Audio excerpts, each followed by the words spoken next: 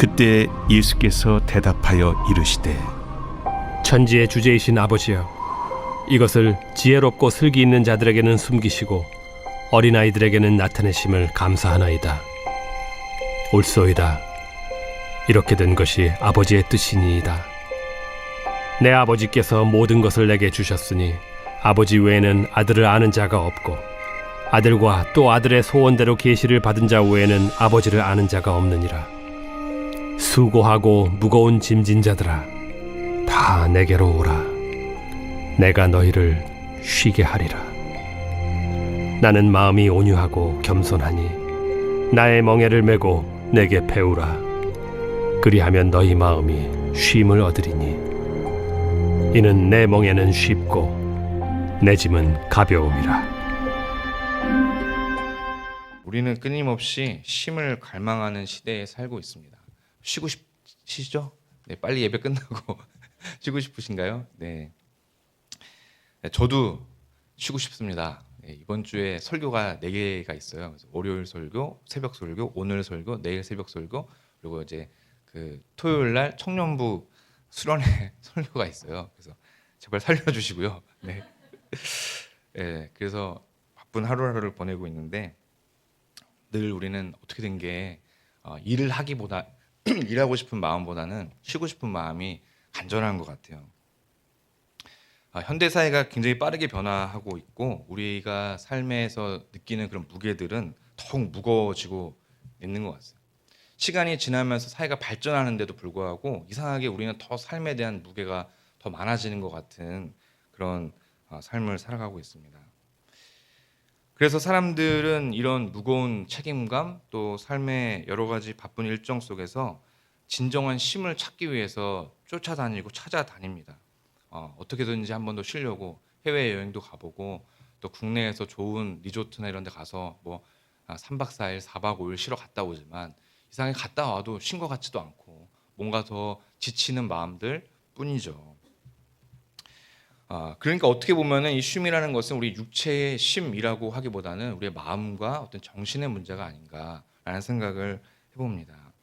예수님께서 오늘 말씀에서 본문에서 수고하고 무거운 짐진 자들아 다 내게로 오라 내가 너희를 쉬게 하리라 라고 말씀하시면서 오늘 우리를 초청하고 계십니다. 그렇다면 예수님께서 말씀하시는 이 쉼은 무엇이고 우리는 어떻게 이 안식으로 나아갈 수 있을까? 이것이 오늘 말씀의 주제입니다.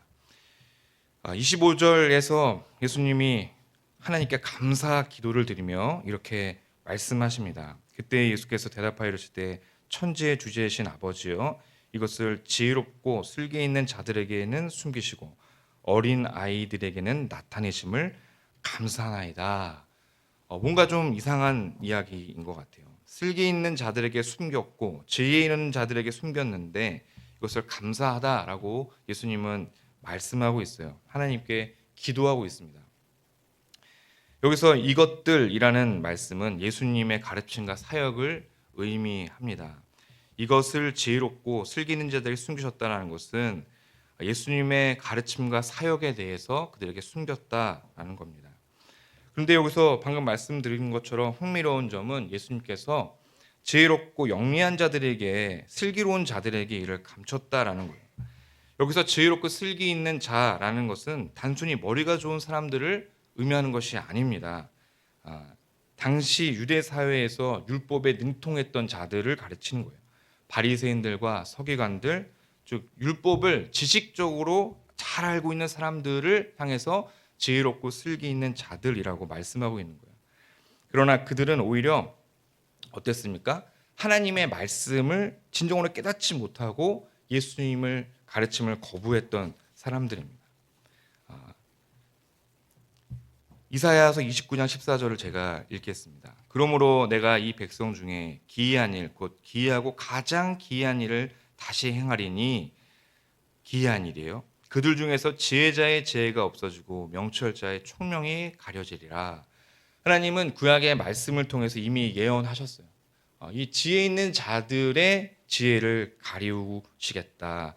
명철자의 총명이 가려지리라. 누구라고 말씀드렸습니까? 성경에 능통한 자들, 이미 율법을 다 꿰고 있는 자들을 말씀하고 있는 거예요.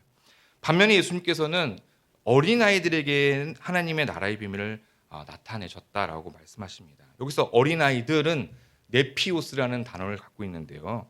단순히 연령적으로 어린 사람을 가르치는 것이 아닙니다. 하나님 앞에서 겸손하고 순전한 마음을 가진 자들을 의미하는 거예요. 그래서 이 네피오스는 성경에서 미성숙하고 연약한 상태를 나타내기도 하지만 예수님을 신뢰하고 그의 말씀을 받아들이는 태도로 상징하기도 합니다. 즉 이 네피오스, 어린 아이라고 하는 이 단어가 갖고 있는 것은 예수님을 필요로 하는 삶을 말하는 거예요. 난 예수님이 필요해. 난 예수님이 돌봄을 원해. 라고 하는 그 어린아이와 같은 마음을 말하는 거죠. 요즘 유튜브를 보면은 제가 그 뭐라고 그러죠? 계속 뜨는 게 있어요. 애들 영상이 많이 뜨거든요. 제가 애들을 좋아해가지고 보면은 그냥 뭐 엄마 아빠한테서 그냥 떼쓰고 나 좀 돌봐달라고 나 좀 봐달라고 막 그러지 않습니까? 여기 또 우리 다들 어머니시고 할머니시고 그러실 텐데 그렇게 그런 어린아이들의 돌봄, 나를 좀 돌봐주세요, 날 좀 만져주세요, 날 좀 터치해주세요 하는 그런 필요로 하는 거, 엄마가 필요해요, 아빠가 필요해요라고 하는 그런 마음이 우리에게 필요하다는 거예요. 그러니까 어린아이들뿐만 아니지 않습니까? 우리도 하나님 앞에 다 자녀들이기 때문에 우리도 하나님 앞에 그 어린아이 같은 마음이 있어야 되는 거예요. 그 어린아이 같은 마음이 뭐예요? 하나님 필요해요, 예수님 필요해요, 나 좀 만져주세요, 나 좀 보듬어주세요, 나 좀 돌봐주세요라고 하는 그런 어린아이 같은 마음이 우리에게 필요하다라는 겁니다. 마태복음 9장 13절에 보면 이런 말씀이 있죠. 너희는 가서 내가 긍휼을 원하고 제사를 원하지 아니하노라 하신 뜻이 무엇인지 배우라. 나는 의인을 부르러 온 것이 아니요 죄인을 부르러 왔노라 하시니라. 여기서 죄인은 무엇입니까? 예수님이 필요한 사람들입니다. 예수님이 필요한 사람들. 우리에게 예수님이 필요합니까? 성도님들 예수님 필요하십니까? 예수님의 돌보심이 우리의 삶에 정말 간절히 필요하신가요? 우리는 그런 삶을 살아야 되는 거예요. 예수님이 없으면 안 돼요. 예수님 제발 나 좀 돌봐주시고 만져주세요라고 하는 기도가 날마다 터져 나와야지 우리가 하나님의 자녀라고 볼 수가 있는 거죠. 27절, 28절의 말씀을 먼저 보시면은 예수님께서는 하나님과의 특별한 관계를 강조하시면서 이렇게 말씀하시지 않습니까? 27절에 제가 읽겠습니다. 내 아버지께서 모든 것을 내게 주셨으니 아버지 외에는 아들을 아는 자가 없고 아들과 또 아들의 소원대로 계시를 받는 자 외에는 아버지를 아는 자가 없느니라. 하나님의 지식은 모든 사람에게 자동으로 열려 있는 것이 아니라는 거예요. 좀 어떻게 보면 좀 마음이 아프죠. 오직 예수 그리스도를 통해서만 알 수가 있습니다. 저는 사실 이것이 한편으로는 좀 안타까운 마음이 있어요. 그렇기 때문에 우리가 주위에 있는 분들을 찾아가서 하나님의 말씀을 전하고 그들이 예수님 그리스도의 말씀을 들을 수 있도록 늘 교회로 안내를 하고 하나님 말씀 있는 자료로 우리가 인도해야 되는 거죠. 하나님과의 깊은 교제는 예수님을 통해 이루어지고 예수님을 믿고 따르는 자들에게 하나님을 아는 지식이 주어지는 것이에요. 그렇기 때문에 참된 안식이라는 것, 참된 쉼이라는 것은 종교적인 노력이나 율법을 준수하는 데서 오는 것이 아니라 예수님을 따르는 그 관계 속에서 발견되는 것입니다.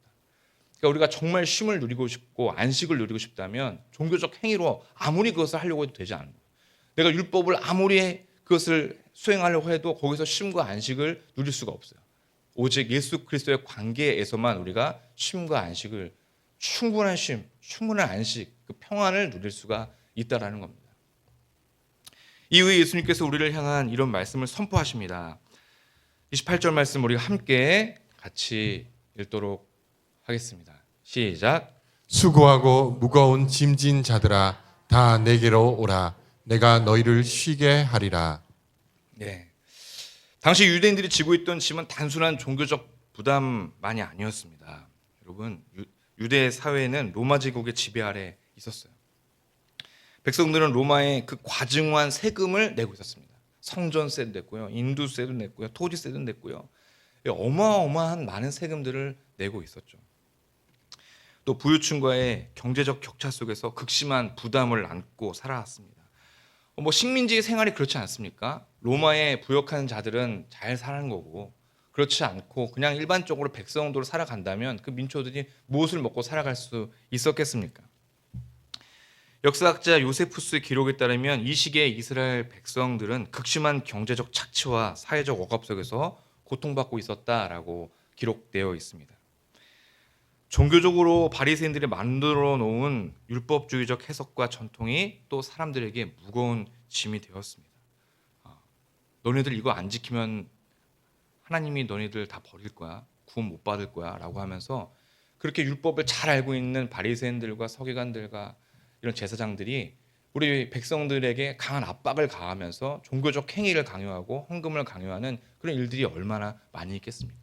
그러다가 내가 일이 너무 바빠서 뭔가 율법을 지키지 못하는 그런 행동을 내가 행위를 한다면 주위에서 아유 저봐 저 쯧쯧쯧 거리면서 그들을 정죄하고 비난하고 그 손가락질을 받았을 때 그 사람들의 그 삶에 얼마나 많은 무너짐을 경험했겠어요. 나는 안 되나 보다. 나는 실패했나 보다. 하나님 날 버리셨나 보다라고 하는 그런 엄청난 아픔과 고통 속에서 살아갈 수밖에 없었던 것이 그들의 현실이었어요. 그러나 신앙생활을 잘하고 싶어도 할 수 없었던 게 뭐예요? 삶의 무게가 너무나 무거웠어요. 먹고 살기가 너무 힘들었다는 말이죠. 예수님을 잘 믿고 싶고 하나님을 잘 지키고 싶고 예배를 잘 드리고 싶지만 그렇지 못하는 삶이 나에게 찾아올 때 여러 가지 문제점들이 나에게 계속해서 드러날 때 우리의 신앙생활이 피폐해질 수밖에 없는 거예요.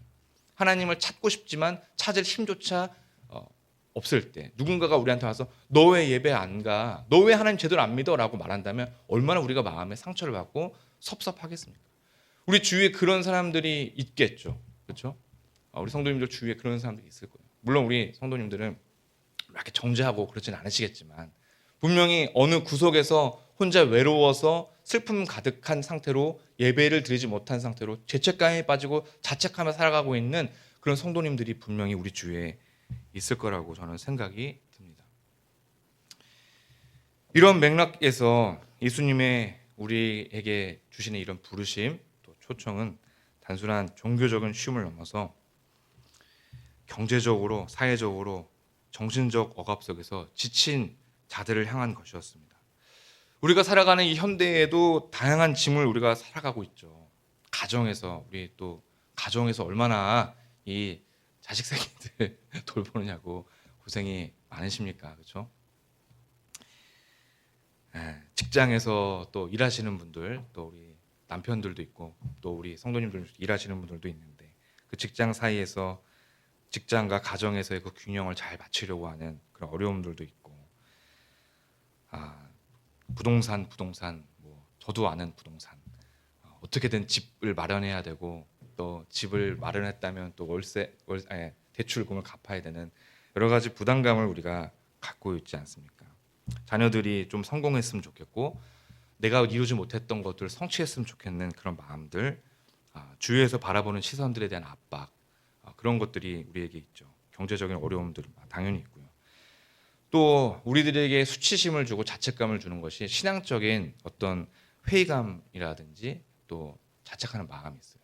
내가 하나님을 더 믿지 못했고 더 신앙생활하지 못하는 그런 마음들이 또 우리를 무겁게 짊어지게 만드는 거죠. 내가 더 잘할 수 있고 내가 더 성경도 잘 읽을 수 있고 예배도 잘 참석할 수 있고 또 예배를 드릴 때 온전하게 드리고 싶지만 때로는 내 마음에 그렇지 못할 때가 있잖아요. 여러 가지 고민과 근심과 걱정들이 있어가지고 딴 생각이 들고 그거 어떻게 처리하지? 어떻게 그걸 해결할 수 있을까라고 하는 그런 마음. 예배 시간 내내 말씀에 집중하는 것이 아니라 하나님께 기도하는 그런 마음들이 있겠죠. 하나님 제발 이 예배가 끝나면 제발 이번 한 주가 지나면 그 문제가 해결되게 해주세요라고 하는 그런 마음들이 우리에게 다 있는 거죠. 왜냐하면 저도 그런 적이 있기 때문에 그렇습니다.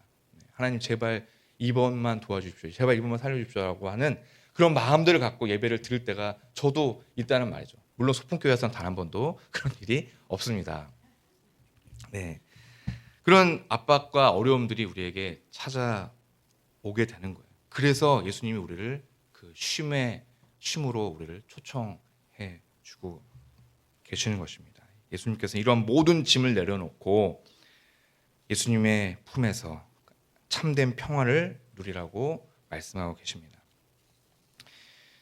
예수님께서 우리의 삶을 더 가볍게 하시기 위해서 이렇게 말씀하시는데요. 우리가 함께 그 말씀을 읽어보겠습니다. 29절 말씀을 한번 같이 읽겠습니다. 나는 마음이 온유하고 겸손하니 나의 멍에를 메고 내게 배우라. 그리하면 너희 마음이 쉼을 얻으리니. 멍에를 잘 아시나요? 멍에. 우리 권사님들도 집사님들은 멍에를 아실 거예요. 아마 보신 분들도 계시고 못 봤더라도 자라오면서 뭐 여러 가지 교과서라든지 뭐 여러 가지 뭐 매체로 멍에를 봤을 텐데 저도 이 본문을 예전에 읽으면서 이 멍에에 대한 조금 연구를 했을 때 동양인 또 우리 한국의 멍에는 멍에가 하나로 되어져 있습니다. 제가 그림을 준비하지 않았지만 머릿속에서 잘 떠오르십시오. 그래서 멍에라는 것은 무엇이냐면 밭을 갈기 위해서, 틀렸으면은 당신 틀렸어라고 말해주시고, 밭을 갈기 위해서 소에게 이렇게 끼우는 거예요. 소에게 그 멍에를 딱 짊어지면 끝에 그 깊은 고리가 있어가지고 소가 지나가면서 밭을 이렇게 엎는 거죠. 그래서 밭에 뭔가를 심어야 되고 그럴 때 멍에를 짊어지고 소를 이렇게 치면서 가면은 밭이 자연적으로 갈려지게 만드는 것이 바로 이 멍에인데, 이스라엘에 있는 땅은 우리나라 땅보다 훨씬 질이 안 좋습니다. 훨씬 척박하고 건조하기 때문에 소 한 마리로는 도저히 그 땅을 다 기경할 수가 없어요. 그래서 소 2마리가 필요합니다. 그래서 멍에가 2개가 있어요. 이건 역사적 사실입니다. 그래서 이스라엘에서는 이 멍에 2개를 소 2마리한테 짊어지고 큰 곡괭이처럼 생긴 거를 땅에다 아주 깊이 박은 다음에 소 2마리가 끌어야지만 그 땅이 깊은 땅이 한번 이렇게 엎어지게 되어 있다는 말이죠. 그래서 이 멍에의 이 개념을 잘 갖고 있어야 되는 거예요. 예수님이 나는 마음이 오냐고 겸손하니 나의 멍에를 메고 내게 배우라라고 할 때 이 멍에의 개념이 하나가 아니라 2개의 멍에라는 사실을 우리는 잘 지금 갖고 가셔야 됩니다. 그러면 너의 영혼이 쉼을 얻을 것이다. 나의 멍에는 쉽고 나의 집은 가볍다라는 거죠. 당시 이 멍에라는 또 표현은 어떤 표현이 있었냐면은 종과 주인의 관계를 나타내기도 했어요. 종과 주인 2개가 있기 때문에. 그래서 복종과 순종의 상징이기도 했습니다. 바리새인들은 이 율법의 무거운 멍에를 사람들에게 씌우길 원했어요. 너희들이 이 멍에를 쥐고 너희들이 가. 채찍을 때리는 사람이 바리새인들이고, 이 백성들에게 이 무거운 멍에를 쥐게 하고 이 밭을 갈게 하는 그 장면을 떠올리게 하면 되는 것이죠. 바리새인들이 이 율법의 무거운 멍에를 사람들에게 씌웠지만 예수님께서는 그렇지 않다. 나는 너희들에게 가벼운 멍에를 주시겠다고 하시는 거예요. 여기서 그 멍에가 무엇인가라는 것을 한번 설명하고 마치도록 할 텐데요. 이 멍에는 세 가지로 말씀을 드릴 수가 있어요. 첫 번째는 이 멍에는 단순한 짐이 아니라 예수님과의 동행을 의미합니다. 어떤 동행을 의미하는가? 멍에의 한쪽 편에 예수님이 서 계시겠다는 거예요. 그리고 그 한쪽 편에 우리 보고 쓰라는 거죠.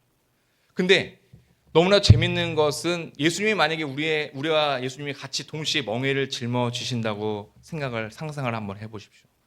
예수님이 짊어진 멍에, 그 멍에는 누구의 멍에라고 말씀하십니까? 나의 멍에라고 하신 거예요. 우리의 멍에가 아니라 나의 멍에인 거죠. 구멍은 2개 있지만 그 멍에의 주인은 바로 예수님이시고, 예수님이 우리를 그 옆자리에 우리를 초청해 주시는 거예요.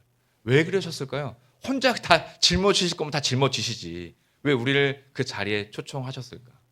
우리의 삶의 무게는 없어지지가 않습니다. 우리의 삶의 어려움들과 우리 삶의 고통과 우리가 어깨에 짊어지는 이 무게들은 결코 없어지지가 않아요.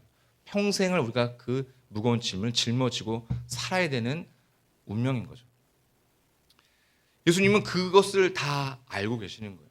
다 인정하고 계시는 거예요. 그렇지만 너희들이 짊어질 이 무게가 얼마나 무거운지를 아시는 예수님은 그 한편에 내가 나의 멍에로 이 멍에를 무게를 짊어지고 갈 때 너희들은 그저 나의 옆에서 함께 걷기만을 바라시고 계시는 거예요. 그래서 이 관계의 의미가 있는 것입니다. 예수님과의 동행을 의미합니다. 예수님은 주인의 자리에 서서 우리에게 명령을 내리시는 분이 아니라 우리와 함께 멍에를 메고 동행하시기를 원하시는 거죠. 그리고 이 가르침에 대한 뜻이 있어요. 멍에는 예수님의 가르침을 받아들이는 것을 의미하는데, 그의 가르침은 율법주의의 무거운 짐과 달리 사랑과 은혜로 그 기반을 삼고 있는 것이죠. 예수님은 우리에게 율법의 종교적 행위와 율법을 강요하면서 그것을 지켜야 한다라고 말씀하시는 것이 아니라 늘 우리를 사랑과 은혜로 함께 가 주시는 것이죠. 그것을 우리에게 가르쳐 주고 계십니다. 마지막으로 함께의 의미가 있습니다. 예수님은 우리에게 혼자 짐을 지게 하지 않으시고 우리와 함께 멍에를 메고 계십니다. 우리가 혼자 인생을 살아가는 것이 아니라 예수님께서 우리의 삶을 주도하시고 우리의 짐을 나누어 주신다는 것을 뜻합니다. 김창현 목사님이 저의 멍에를 같이 짊어 주신 분이세요. 제가 개척교회를 하면서 진짜 그만두려고 그랬어요. 나는 목사를 하면 안 되는 놈이구나. 5년 동안 개척을 했는데도 이렇다면 이건 하나님의 뜻이 아닐 거야 라고 했을 때 김창현 목사님이 저를 붙잡아 주시고 교회로 인도를 해주셨거든요. 그래서 저는 그 무거운 짐을 좀 덜었어요. 좀 마음이 편해졌어요. 내 신앙의 여정이 끝나지 않았고 목회 여정이 끝나지 않았다는 것에 늘 감사하고 있어요. 그러나 김창현 목사님이 제 모든 삶의 무게를 짊어지실 수는 없어요. 조금 짊어지어 주셨던 것 같기도 하지만 맞잖아요. 우리의 삶에 내가 존경하고 내가 따르고 내가 의지하는 나의 남편과 아버지나 나의 여러 가지 내가 의지할 사람들이 다 있단 말이죠.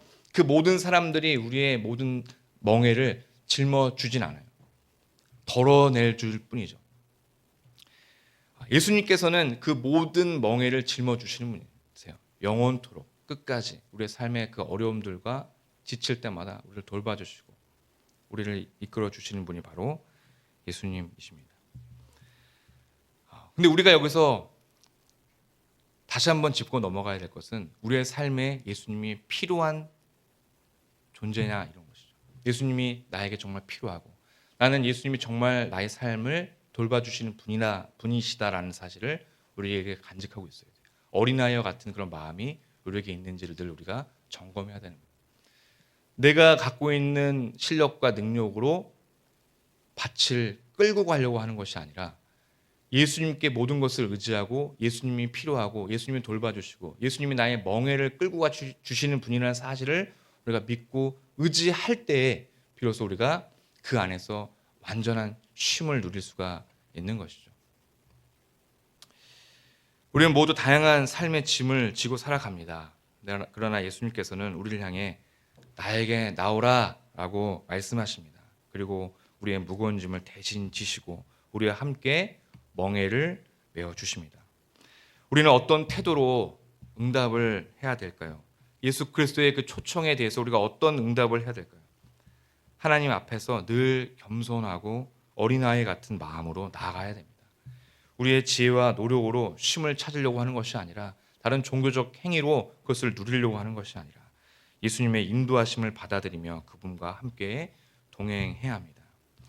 오늘 이 말씀을 마음에 새기고 우리를 안식처로 초청하시는 예수님의 음성에 날마다 귀를 기울이시는 저와 성도님들 되시기를 주님의 이름으로 간절히 축원합니다.